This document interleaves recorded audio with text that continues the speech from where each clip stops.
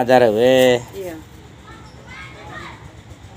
Ya kemungkinan besar ya karena dibayar yang keluar PIP saja kan ada yang bayar ada yang tidak.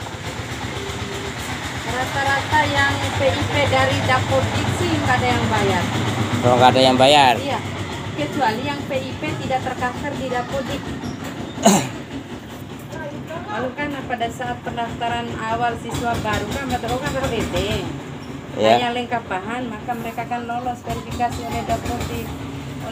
Sedangkan yang keluar PIP saja dari mulai SDN saja kan tetap dia keluar. Ya, tergantung dari pusat Madro tetap usul semua. Cuman seluruh akad Iya, yang keluar PIP saja kan tetap dia bayar juga sih. Kalau yang tercover di Dapodik kecuali yang PIP yang tidak tercover. Ya, mungkin besok saya mintain semuanya datanya nih, Bu. Di sekolah aja, Pak. Iya. Persoalannya ini kan cuma saya memberitahukan dulu Ibu. Jangan sampai besok juga setelah saya kumpulkan juga beberapa murid yang mendapatkan PIP lalu jumlahnya berapa di sekolah ya. Nah, berapa kemungkinan tidak semuanya yang membayar SPP itu kepada pihak SMA 2 Manggalewa ya. Itu berapa muridnya berapa ratus itu, Bu? 300 lebih kalau di Dapodik. Oh, di Dapodiknya 300 lebih. Tapi kan ada beberapa yang tidak bayar, yang PIP, yang PKH. Kok bisa jadi PIP yang tidak terdaftar di Dapodik ini? Yang terdaftar yang tidak bayar. Ya, yang tidak terdaftar ini bagaimana bisa keluar dari? Nanti nih ke sekolah aja ya. Pak konsultasinya Mada. Iya kok Mada juga makin bingung juga Bu. Mada juga selaku wartawan ya. Iya. Kok masih bingung juga sih terkait masalah yang PIP. Besok aja sudah kalau Ita detail informasinya di sekolah aja. Iya karena Ita juga sebagai juru pungut ya hal yang wajar Mada lakukan konfirmasi dulu ke Ibu.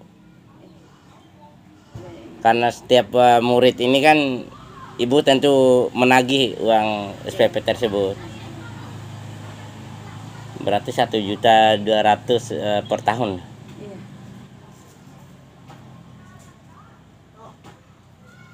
Ya mudah-mudahan kepala sekolahnya hadir besok. Pasti hadir kan ya. Ada ujian besok anai iya. Ira aki sungai hengge. Iya teh. Ya terima kasih Bu. SPP itu. Nah, bagaimana mestinya pembayaran SPP ini yang disampaikan BPP ya. BPP itu perpanjangan kepanjangannya penyelenggaraan pendidikan. Biaya penyelenggaraan pendidikan. Penyelenggara pendidikan. Itu regulasi yang dibangun sejak 2018 oleh gubernur sebelumnya. Jadi sekolah-sekolah itu masih diizinkan untuk menarik dana bantuan dari masyarakat untuk membantu biaya penyelenggaraan pendidikan yang sampai hari ini kan belum dicabut, dan semua sekolah yang berdasarkan kesepakatan dengan orang tua wali masih bisa menarik dana itu, misalnya SMA 1 Dompu, termasuk SMA 1 Manggalewa, Kempo. Ya izin sih. Ya makanya menarik juga bagi saya termasuk ayah saya lah. Kalau dibilang yang lain sih, tapi di Kabupaten Bima itu dan Kota Bima itu tidak ada sih BPP-nya tersebut. Maka dari itu ya kemarin saya menanyakan salah satu keponakan saya ya. Oleh karena itu ya mungkin nanti saya akan lakukan klarifikasi terhadap pihak sekolah sebelum begitu. Ya apabila informasi ini pun juga jelas ataupun tidak kan tergantung dari pihak sekolah saya bilang gitu. Nah oleh karena demikian pembayaran dalam setahun itu berapa? Kalau berdasarkan aturan sebelumnya ya. Ini kan yang saya tahu paling tinggi bagi sekolah yang menurut hasil survei atau hasil kesepakatan dengan orang tua wali itu berdasarkan regulasi itu 150 yang paling tinggi maksimalnya untuk SMA. Kemudian minimalnya ya tergantung keputusan rapat bersama orang tua wali sama lo BP3 atau ini. Ya. Nah, sama lah begitu. Nah, kalau di SMA 2 berdasarkan rapat bersama orang tua wali itu 100.000. 100.000. Apakah di situ ikut terlibat nggak dari bagian dari komite itu? Komite itu kan yang rapat komitenya. Oh, rapat Bukan komite. kan sekolah hanya memfasilitasi, Pak. Apakah dari seluruh para murid ini membayar BPP atau Tidak. tidak? Tidak, jadi ada kategori. Ada kategori. Ada siswa yang memiliki kartu PIP pada saat Iya. pendaftaran. Ada beberapa kategori ya. Kalau pengalaman saya dulu ketika masih menjadi kepala sekolah itu kan ada kuota penerimaan siswa baru itu dengan jalur. Ada jalur zonasi dulu ya, ada jalur zonasi, ada jalur prestasi, ada jalur afirmasi. Nah, yang afirmasi ini yang memiliki PIP, artinya siswa prasejahtera atau siswa miskin. Yeah. Nah, siswa miskin ini ketika dia mendaftar itu harus menunjukkan fotokopi kartu PIP atau PKH biar bisa masuk. Sekaligus mereka ini dibebaskan.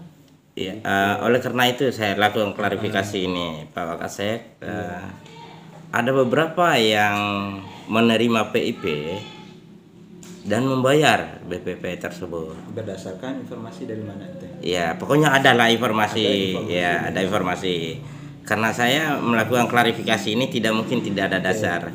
Nah, ketika saya juga dilaporkan tentang pemberitaan bagaimana yang dibuatkan Mada berdasarkan narasumber itu, tentu Mada tidak ingin membongkar juga terkait masalah narasumber. Setelah saya dilaporkan di pengadilan baru saya hadirkan itu narasumber. Nah, dengan persoalan itu, nah yang menerima PIP ini pun juga kelas 3-nya saja dia menerima, sedangkan dari kelas 1 sampai kelas 2 dia tidak menerima.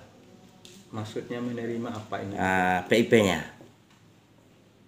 Dana PIP. Ya, dana PIP-nya. Kalau dana PIP itu gini ya Bang, Iya. kan udah 3 tahun terakhir ini tidak ada sekolah yang menerima dana oleh sekolah, karena dana itu harus diterima sendiri oleh siswa di Iya. pihak bank. Nah, soal data terima atau tidak itu kan bukan sekolah yang ngatur, ada di PIP manager namanya.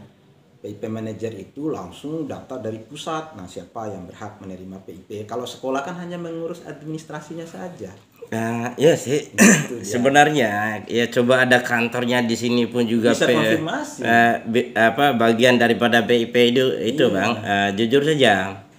Disinilah kejanggalan daripada kejahatan yang terstruktur terhadap PIP ini. Ya, gini. Saya iya. potong dulu Pak Ardi. Informasi yang mendapat PIP itu kan tidak dari mana-mana. Kalau sekolah itu dia login ke SSO PIP Pintar namanya. Si Pintar ada aplikasi. Iya. Nah, saya potong dulu nih supaya jelas. Nah, data nama itu langsung dari pusat. Iya. Nah, soal dia dapat misalkan tiba-tiba di kelas 3 dia dapat, itu enggak ada yang mengaturnya di sini. Ya, sedangkan mulai dari SDN-nya ini. Iya, itu kan tidak ada pihak yang bisa mengaturnya dari sekolah itu. Itu kan Iya. tiba-tiba data muncul dari sana. Ya, kita paham sih Pak. Iya. Kita paham alurnya. Nah, beberapa informasi yang saya rangkul di lapangan, dari mulai kelas 1 sampai kelas 2-nya ini tetap dilakukan memberikan yang dikumpulkan terkait masalah fotokopi kartu PIP, kartu KK dan juga kartu pelajar. Ya. Nah, hal ini kan ya timbul dugaan juga kita itu ya kenapa sih dari pihak sekolah kok begitu, setelah di kelas 3-nya kok tiba-tiba dilakukan pencairan ataupun diberikan peluang untuk. Oke, saya potong Ya. biar jelas informasinya. Pertama, terkait dengan data dulu nih, Ya. Bang Ardi, supaya tahu gimana rangkaian kerja data gitu. Terkait dengan data dulu, kalau misalkan sekolah meminta fotokopi KK, fotokopi akte, fotokopi ijazah SMP, itu terkait dengan data dapodik namanya. Untuk verifikasi data dapodik Oke, satu pekerjaan. Iya. Tidak saja urusan PIP nih, tapi terkait dengan data Dapodik. Semua sekolah lakukan itu. Untuk apa? Validasi data Dapodiknya. Hari ini pagi Iya, 150 orang. Tapi ada jatah PIP 15 orang. Oke, saya garis bawah. Jatah yang PIP ini 15 orang. Nah, yang 15 orang pendaftar pertama ini otomatis sekolah membebaskan dari biaya yang 15 orang ini. Lalu tiba-tiba ada nyusul, pindah bau, apa ini, lalu membawa kartu PIP. Ya. Nah ini mungkin yang oleh juru pungut itu tidak terdata data lembaran PIP-nya itu loh. Iya sih, sedangkan ini kan Saya potong lagi garis bawah ini. enggak. Jadi yang 15 orang tadi yang sudah terdata di awal terima sebar, jelas mereka bebas ini. Iya, mereka bebas. ya saya paham dalam hal itu, Pak. Akan tetapi di posisi daripada siswa ini mulai dari SDN dari kelas 1 dia mendapatkan sampai ke kelas 6. Begitupun SMP-nya juga dari kelas 1 SMP sampai kelas 3 itu dia dapatkan. Setelah masuk di SMA, nah kenapa di kelas 3-nya saja yang dia dapat?